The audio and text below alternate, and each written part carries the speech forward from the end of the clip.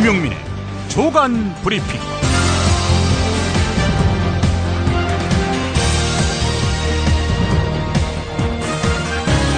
2016년 2월 25일 목요일입니다.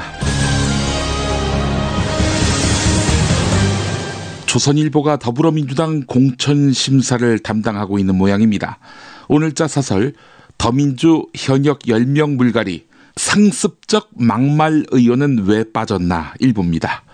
동료 최고위원을 향해서 공간이나 친다라면서 당을 헤집어 놓고 여당을 향해서도 틈만 나면 막말을 퍼부어 국회와 국회의원의 격을 떨어뜨린 정청래 의원 같은 사람은 왜 남겨두었는지 의문이다. 또 박근혜 대통령을 향해서 귀태, 즉 태어나선 안 될 존재라고 했던 사람, 자기 존재감 과시를 위해서 여러 차례에 걸쳐서 대선에 불복해야 한다고 했던 사람들이 퇴출 명단에 포함되지 않는다면 한바탕 쇼 아니었느냐라는 말을 듣게 될 것이다. 이런 내용입니다. 정청래, 홍익표, 장하나 의원을 쳐내야 한다. 이런 말입니다. 이 의원들은 실은 조선일보에게 고분고분하지 않은 경우입니다. 게다가 권력을 가지고 약자의 가슴을 헤집은 여당 막말 의원에 대해서는 조선일보가 그렇게 문제 삼지 않아왔습니다. 밤에 대통령이, 낮에 야당 당수도 겸하려는 모양입니다. 영화 내부자들의 조국 일보는 픽션이 아니었던 것이죠. 역사의 고비마다 반민족, 반민주 노선에 검은 족적을 남긴 조선일보는 이제 정치에서 손을 떼야 할 것입니다. 광고 듣고 시작하겠습니다. 정말 맛있다. 이 말 한마디면 모든 게 설명됩니다. 30년 전통, 자연의 이로움을 담은 김치, 이담채 김치. 1544-4586 1544-4586. 술자리 많은 요즘, 3차까지 달린 당신을 위한 필수품. 전창걸의 새싹 땅콩차. 이제 속쓰림은 잊으세요. 070-8635-1288 070-8635-1288. 수면 무호흡, 심한 코골이, 이제 걱정 마세요. 여행, 군생활, 찜질방에서도 확인된 코골이 방지기구 코골이 119 1566-0783 1566-0783. 재미있는 쇼핑몰. 그런데 실생활에 굉장히 유용한 쇼핑몰. 재미월드입니다. 어떤 제품이 있는지 궁금하시죠? 검색창에서 재미월드를 입력하세요. 재미월드. 참치의 맛은 좋은 참치가 좌우합니다. 구이동 대양 참치가 그렇습니다. 무한 리필에 더한 무한 감동, 직접 경험해보세요. 구이동 대양 참치 02-455-8087. 서울, 인천, 경기의 신축 빌라타임즈에서 알차게 전해드립니다. 튼실한 사진, 지도 정보에다 현장 답사 서비스, 허위 매물에는 100만원 보상까지. 빌라타임즈를 검색하세요. 큰일 났습니다. 미국 존 케리 국무장관이 한반도 사드 배치 아직 결론 안 났다, 이렇게 밝힌 것입니다. 북핵 문제를 둘러싼 미국 중국 사이의 대립과 갈등이 엊그제 외무장관 회담을 고비로 한풀 꺾인 것입니다. 한반도 정세 관리와 대화 협상 모색 쪽으로 방향을 튼 것입니다. 이러한 돌연한 혼선은 한국 정부에게 직격탄이 될 것 같습니다. 정부가 미국 중국 사이의 기류 변화 가능성을 등한시한 채 사드 배치와 UN 대북 제재 결의안은 별개라면서 대북 강경론에만 매달리다가 자초한 것입니다. 한겨레 지적이었습니다. 관련해서 한겨레 사설은 박근혜 대통령의 마음을 아프게 합니다. 주한미군의 사드 배치 문제는 증대되는 북한의 핵미사일 위협에 대한 우리의 자위적인 차원의 조치로 우리의 안보와 국익에 따라서 결정할 사항이라면서 장담했던 정부의 설명이 초라해 보인다는 것이죠. 중국이 미국을 압박해서 결국 미국이 사드 배치를 포기한다면은 사드 도입이 우리의 자위권 발동이다 라고 주장해온 우리 정부는 그야말로 꼴이 우스워진다는 것이죠. 스스로 감당하지 못할 문제를 섣불리 제기하는 바람에 화를 자초하고 있다는 생각을 지울 수 없다라고 한겨레는 사설을 통해 논평했습니다. 세계일보를 보니까 박근혜 정부의 오기가 돋보입니다. 화춘잉 중국 외교부 대변인은 사드 배치 문제로 한중 관계가 훼손되는 것을 바라지 않는다는 견해를 피력했습니다.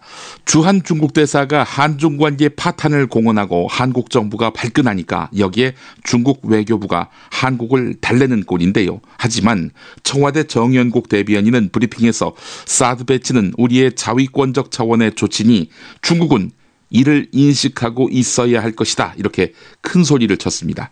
그러다가 미국이 중국과 손잡고 사드 배치를 안 하게 된다면 정연국 대변인 큰 소리는 청와대의 허장성세가 되는 것입니다. 야당의 필리버스터로 법안 통과가 지연되고 있는 테러방지법에 대해서 한국일보가 분석해 봤는데요. 테러방지법은 국가정보원이 법원의 영장 없이 언제든 특정인의 계좌 정보를 수집할 수 있는 길을 열어주고 있습니다. 대공수사에 한해서 법원의 허가를 받아서 가능했던 휴대전화 감청도 테러 위험 인물로 대상이 확대됐습니다. 인권 변호사인 민변의 김용민 변호사는 지금도 간첩 조작 사건이 드러나고 있는 상황에서 국정원에 법원과 국회의 통제 없이 전 국민을 사찰할 수 있는 권한을 주자는 것이냐라고 반문했습니다. 수사를 위해서 필요하다 이런 견해도 한국일보는 소개하고 있습니다. 법원이 당사자에게 통지조차 하지 않고 카카오톡 서버에서 사용자의 대화 내용을 압수해가던 수사기관의 관행에 제동이 걸렸습니다. 서울중앙지법 형사 31단독 김용규 판사는 집회 시위 관련 수사 과정에서 카카오톡 대화 내용을 압수당한 용혜인 씨의 호소를 받아들였습니다. 세월호 참사와 관련해서 가만히 있으라라는 침묵 시위를 제안했던 용혜인 씨는 2014년 5월 세월호 관련 집회에 참여했다가 경찰 수사를 받는 과정에서 자신의 카카오톡 대화 내용을 압수당했습니다. 테러방지법이 생기면 이게 대부분 합법이 되는 거 아닌가요? 한겨레가 보도한 내용이었습니다. 야당의 무제한 토론, 즉 필리버스터가 언제까지 진행될지 관심이 쏠리고 있습니다.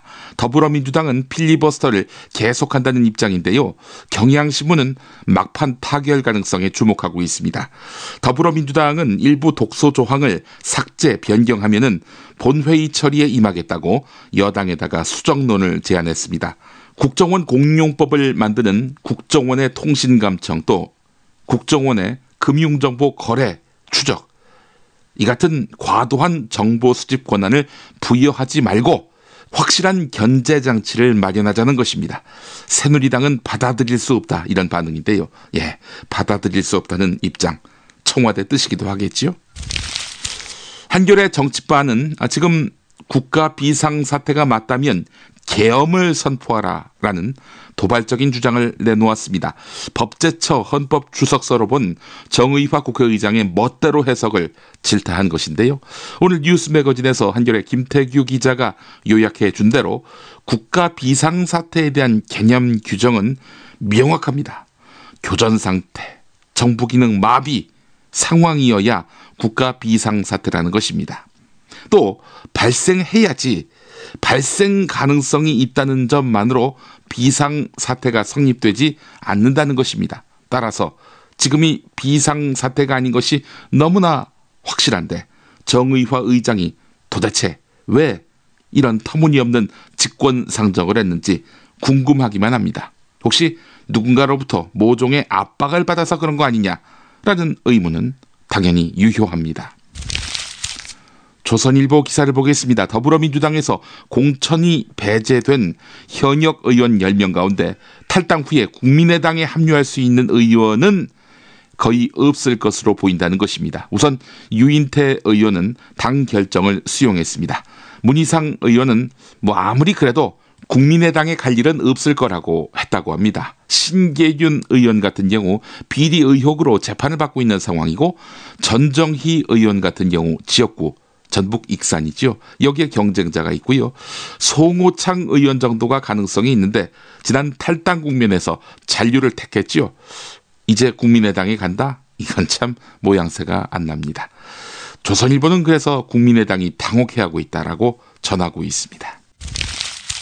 한겨레 임석규 정치 에디터의 칼럼 퇴임 뒤엔 TK 대통령, 여기에 일부입니다. 퇴임 이후를 구상하는 박근혜 대통령에게 MB는 반면 교사다. MB는 지금 국회의원 한 사람 만들 힘이 없다. 박근혜 대통령이 화려한 퇴임 이후를 꿈꾼다면 총선을 주도해서 승리해야 한다. 박근혜의 공천은 그 첫걸음이다. 걸림돌 김무성도 눈엣가시 유승민도 공천에서 모두 싹을 자르는 거다. 실상 퇴임 이후 TK 대통령으로 거듭나는 구상이다. TK 세력이 집권을 이어가면 현직 대통령 부럽지 않은 전직 대통령이 되는 것이다. 박근혜 대통령에게 4월 총선은 그 밑돌을 쌓는 시기가 아닐까 싶다. 이런 내용입니다. 전국 방방곡곡 최고의 먹을거리를 모았습니다. 여기저기 가지 마세요.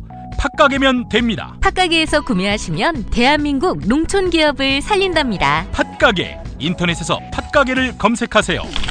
팥가게. 한우 사고를 집어넣고 24시간 팔팔 끓인 곰탕. 연지연 곰탕. 어린이부터 노인까지 누구나 좋아하는 건강식 연지연 곰탕. 택배로 신청하시려면 010-7252-1114. 다음 뉴스입니다. 부동산 재벌 도널드 트럼프가 미국 공화당 대통령 후보 4차 경선지인 네바다주 당원대회에서 50% 가까운 득표율로 압승했습니다. 동부 지역인 뉴햄프셔, 남부 사우스 캐롤라이나에 이어서 서부 네바다까지 3연승을 하면서 대세론을 확산시켰습니다. 그런데 트럼프의 이런 파죽지세에 공화당 지도부는 전전긍긍하고 있다고 합니다. 기성 정치권의 아웃사이더인 트럼프로는 본선을 치르기 어렵다고 본 것입니다. 트럼프가 당선되면 한국 보수에게 축복일까? 오늘 뉴스 매거진 이완배 기자의 해설을 들어보십시오.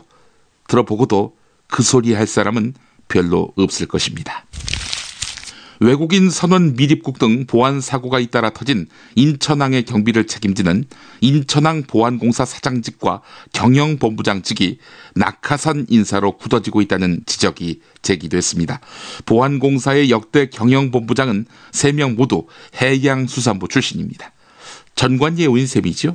경영본부장 연봉은 8천만 원 수준으로 임기는 2년이고 연장이 가능합니다.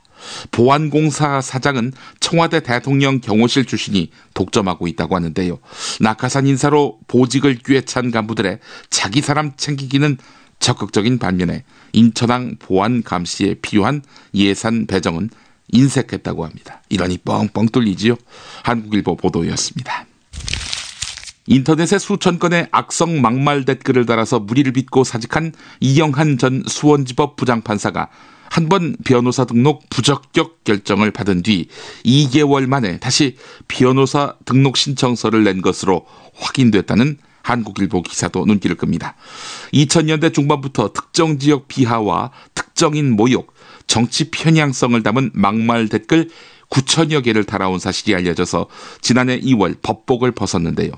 박통 전통 시절의 물고문, 전기고문 했던 게 역시 좋았던 것 같다라는 주옥 같은 댓글을 달았던 인물이죠.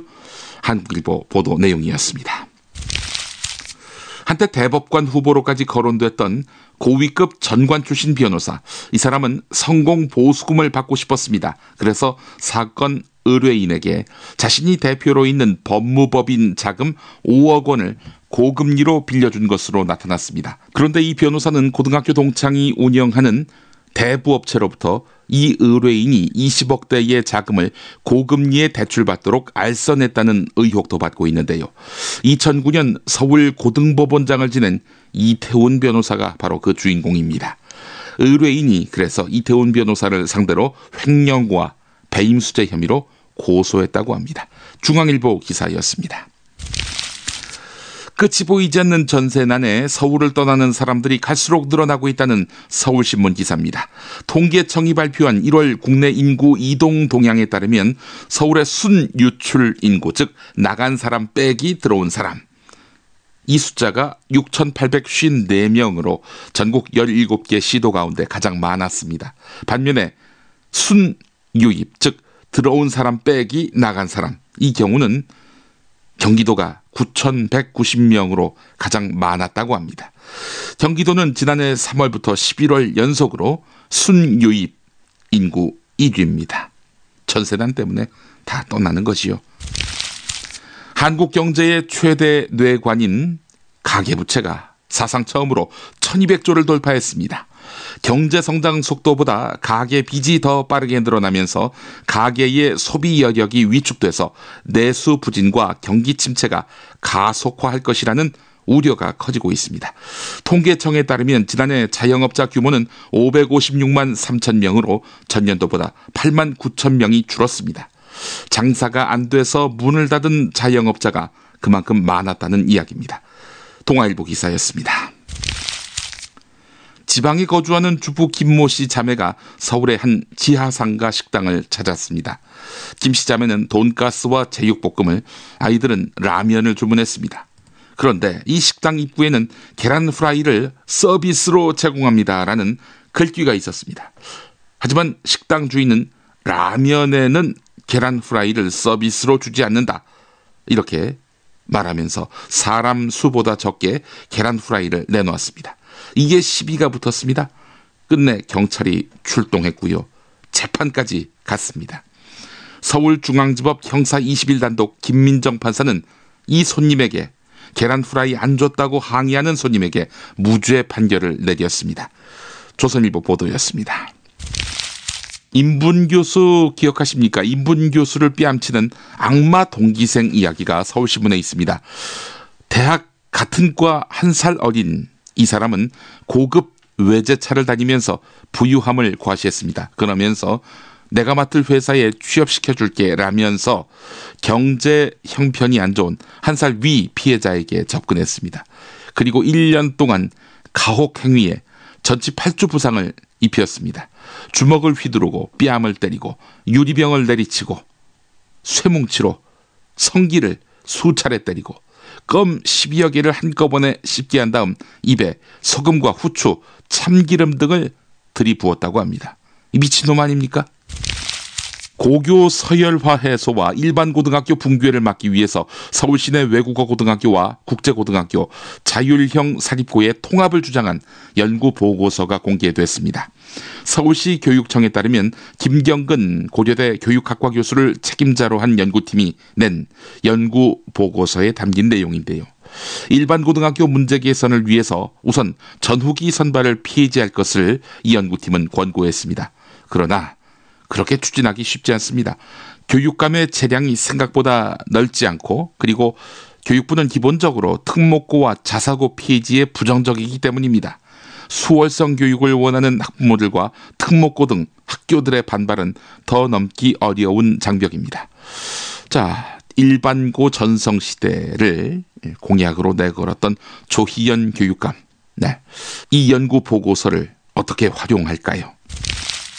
한강 작가의 채식주의자라는 작품이 최근 영미권에서 호평을 받고 있는 가운데 해외 출판사들의 우리 문학 출간 요청이 크게 늘고 있는 것으로 나타났습니다. 한국문학번역원에 따르면 해외 출판사가 자발적으로 우리 문학을 출간하겠다고 번역 지원을 신청한 건수는 2014년 13건에서 지난해 58건으로 무려 4배 이상 급증했습니다. 과거에는 우리가 작품을 정해서 번역한 다음 해외 출판사에다가 책을 내달라 이렇게 요청하는 게 대부분이었는데 말이죠. 서울신문 보도였습니다. 김용민이 전해드리는 조간 브리핑. 이른 아침 조간신문 핵심 기사를 훑어보는 시간, 김용민의 조간 브리핑. 월요일부터 토요일까지 매일 오전 7시대에 업데이트됩니다. 뉴스뿐 아니라 그 안에 숨은 맥락도 짚어드립니다. 사설 대 사설로 이어가 보겠습니다. 동아일보와 경향신문 사설을 차례로 볼 텐데요. 쟁점은 야당의 필리버스터입니다. 우선 동아일보입니다. 제목이 야당, 평생 야당하려고 테러방지법 막는 필리버스터를 하는가, 이겁니다. 북한의 핵 위협이 가중되는 마당에 야당이 국민보호와 공공안전을 위한 테러방지법을 첫 필리버스터 대상으로까지 삼으면서 극력 저지에 나선 것은 이해하기 어렵다. 국가정보원의 권한 남용을 우려하는 야당 요구대로 대테러센터를 국무총리실 산하에 두기로 했고, 정보수집권은 국정원에게 주되 국민의 기본권 침해 방지를 위해서 대테러 인권보호관까지 뒀다. 그런데 야당이 정보수집권마저 국민안전처에 줘야 한다고 주장하는 것은 세계 추세에도 현실에도 맞지 않는다. 네, 이런 내용입니다. 현행 방안만으로도 국정원의 횡포를 막을 수 있다는 것입니다.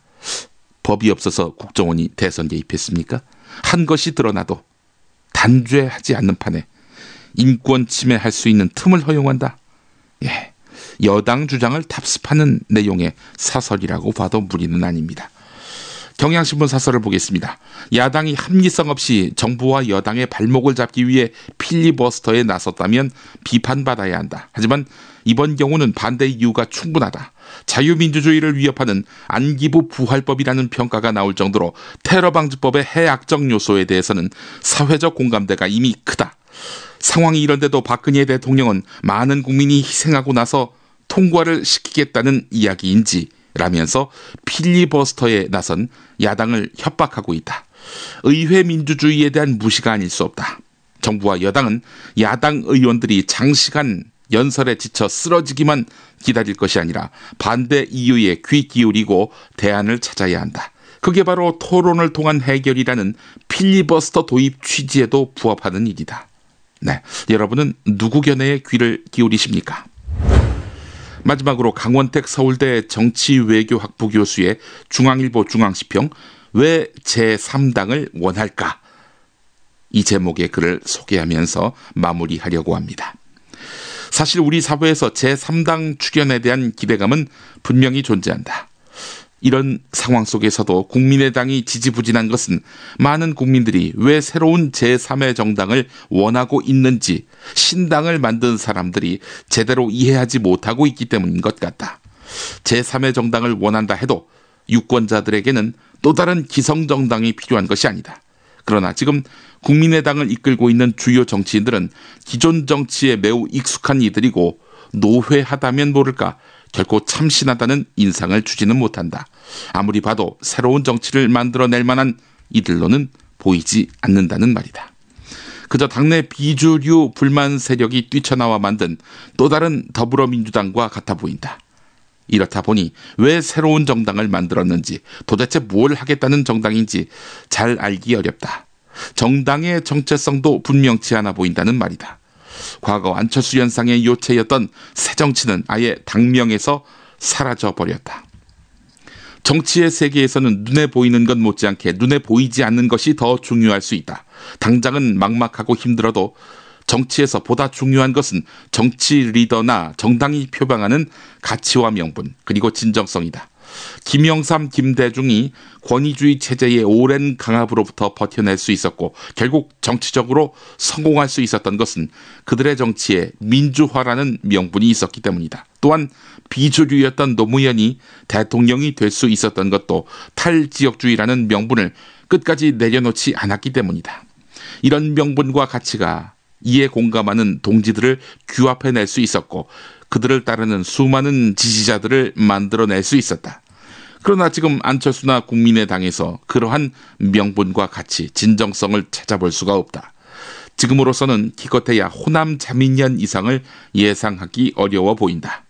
한국 정치를 바꾸기는커녕 또 다른 지역주의 정당이 출현하는 셈이다. 그래서 혹시나 하는 기대감으로 제3당의 출현을 바라보았지만 지긋지긋한 두 개 거대 정당의 폐쇄적 정당 구도는 이번에도 또 살아남을 것 같다. 네, 조간 브리핑 마치겠습니다.